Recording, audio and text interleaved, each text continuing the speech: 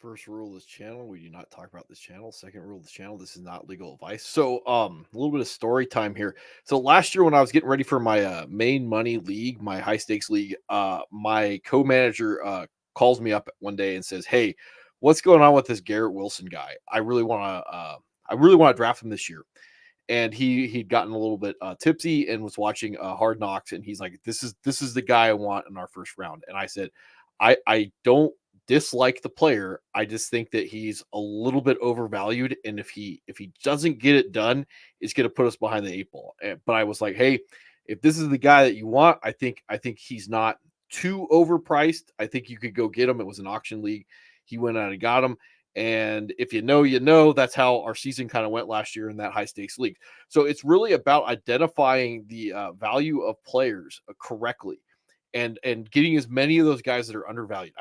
Obviously this is not rocket science or anything like that, but guys that are overvalued or have been appropriately valued, just they don't interest me, because I know the very least I'm going to get is if I spend a second round pick on a guy who's a second round pick, I'm going to get a second round pick, and all he can do is disappoint me.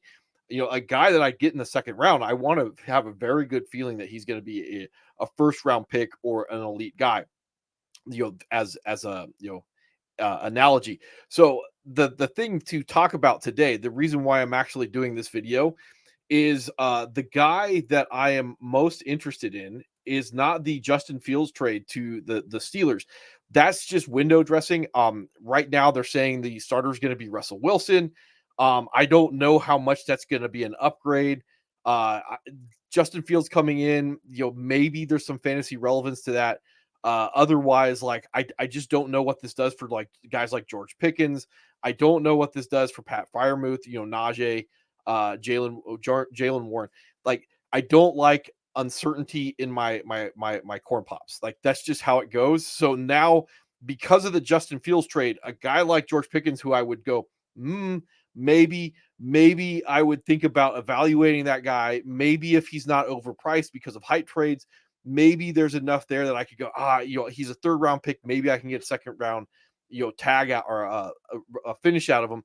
That's a guy that I want to target. A guy like Najee, like maybe he's going to be over or undervalued this year a little bit. Maybe I can get him in the fifth and he finishes a third round guy, something like that, because there's a little bit of stability with Russell Wilson.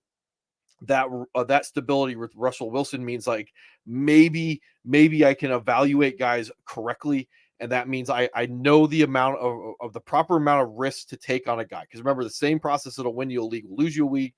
That means I have to properly be able to evaluate risk with my players.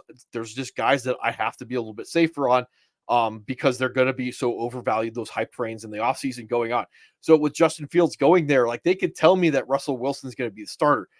I don't believe that that's going to happen over the course of the season. Not when you bring in Justin Fields. Justin Fields, who showed himself to be, to a certain extent, a game changer at the NFL level. Maybe not a good quarterback, but when they unleashed Justin Fields with the Bears, they went from being a very bad team to being a very competitive team because of his athletic talents. So I bring this up because the guy that I was really interested in, the guy that I saw today, and I was like, wow, why is no one talking about this? Tyron Smith going to the Jets, and I talked about this the other day with Moses Malone, not Moses Malone, but anyway, the two offensive line guys that they brought in for the Jets. Simpson was one of them. Morgan Malone, excuse me. They brought these guys in, and those are the two guys I look at, because now they're building this offensive line to kind of proof the situation that we had last year with the Jets, with like a Garrett Wilson and a Brees Hall, that I didn't like when my buddy called me up and was like, "Hey, I really like this guy." Because I'm like, "Hey, I don't know what the offense is going to be like. Aaron Rodgers may not be Aaron Rodgers. They don't have an offensive line. Some of those other ancillary pieces just aren't there. Maybe he's a little bit overvalued." So now what the Jets are telling me is like they're at least trying to address the problem. So if a guy like Garrett Wilson is inappropriately valued this year, and I could definitely see him hovering in that third or fourth round range, like, there is still the possibility what we thought we were going to get last year is going to be what we get this year with that first round finish from that third or fourth round grade. Unlike last year where Garrett Wilson was creeping into the first round because everybody was hype trained out on the Aaron Rodgers going to the Jets. So a guy like Tyron Smith going to the Jets, even though he is getting older, he's had some injury problems going forward. The totality of the moves the Jets are making are saying there is enough safety in this pick, and I like my risk with my players, but there's enough safety there. If they're inappropriately undervalued, there's other moves going on that have more value to me than the flashy guy that's Justin Fields going to the Steelers. And Justin Fields going to the Steelers, there is a timeline next year where he is able to win the job from a Russell Wilson as the season goes on and puts up those gaudy 30 40 point fantasy weeks as the Steelers starting quarterback, running the football, because guys that have the nimbly bimbly are the cheat code in the NFL. So that's the big thing with Tyron Smith going to the Jets that I really like, is it's showing me that they're actually going to have an offensive line. They're going to protect Aaron Rodgers. But here's the other thing. There's a couple other moves that I really like that are going on. First of all, we could talk about Kenny Pickett being traded to the Eagles. This is another move I like. I still like Kenny Pickett as a player. I think he's in that, Gardner Minshew range of a guy that, could, or we're going to talk about Jimmy Garoppolo here in a second. He could lose you a Super Bowl, but he could also put you in a position where you have the number 1 overall pick the next year, because that range of outcomes for some of these guys are going to be so volatile.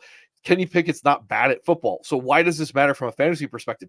It means that if I draft Philadelphia Eagles players next year, I know I have insurance at the quarterback position. This is something that I've been saying to a lot of people for a long time.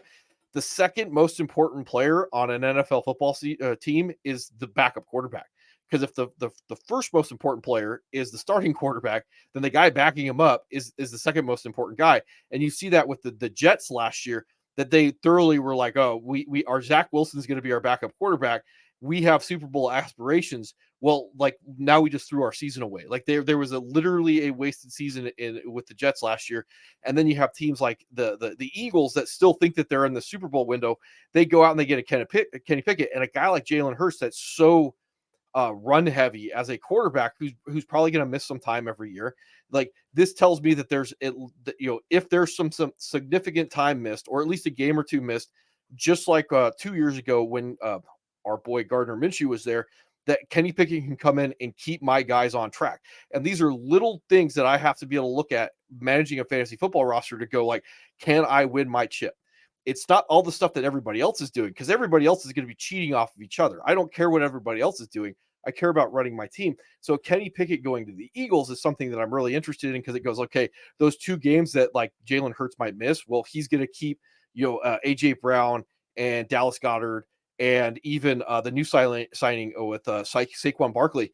He's going to keep these guys on track. Those are games that I don't have to necessarily worry about how I'm going to construct my roster when Jalen Hurts misses those games, because he's inevitably going to miss them. And then finally, the other guy I talked about, Jimmy Garoppolo. This is another thing. Our Puka shares and our Cooper Kupp shares and our Kyron Williams shares, like, they stay on track, because if Matt Stafford goes down, and Matt Stafford has gone down a lot in his career, Jimmy Garoppolo can go in there, and all I need him to do is be serviceable for those like 1 to 3, 4 games a season. And I know my guys are going on. So these are things in the back of my mind when I start evaluating players. This is the difference when I have like that pick and I go, oh, I don't know who I want to pick. Well, if I have 2 guys that are roughly the equivalent of value, I'm going to go with a guy that I know is probably going to return on investment, because the little things like a backup quarterback will matter when I'm trying to claw my way into the playoffs, or you'll get that first round bye or something like that. These are the little things that actually matter a little bit more than that splash signing of that Saquon going to the Eagles, to slot into a position where I saw last year the same guy in that same spot, regardless of talent, finishes an RB2. So anyway, just my thoughts throwing out there. Like I said, the biggest thing, my Conan over called me up today, sent me a text and was like, this is crazy. This offseason is crazy. And I'm like, dude, I don't want to be dealing with fantasy football in March. But, just when I thought I was out, they pull me back in.